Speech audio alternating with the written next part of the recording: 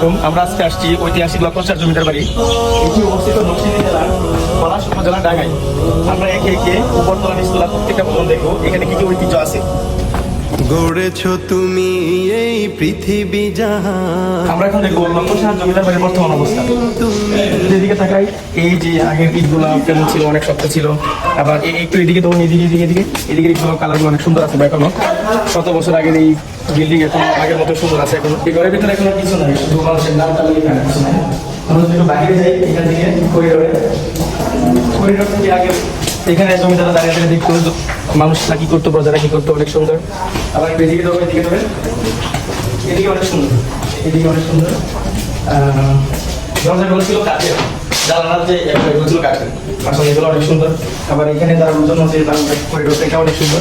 এদিক থেকে আবার ওইখানে আবার আরেকটা ঘর আছে এখানে, আবার এদিক থেকে প্রাকৃতিক দৃশ্য দেখা যায়। মাশাআল্লাহ অনেক সুন্দর।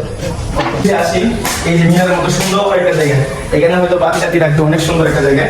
আবার এইদিকে আরেকটা সুন্দর করিডোর বারান্দা, এখান থেকে আবার ওই ঘরটা অনেক সুন্দর দেখা যায়। আমরা যদি দেখি একদম এদিক থেকে এদিকে অনেক সুন্দর প্রাকৃতিক দৃশ্যগুলো মাশাআল্লাহ দেখার মতো।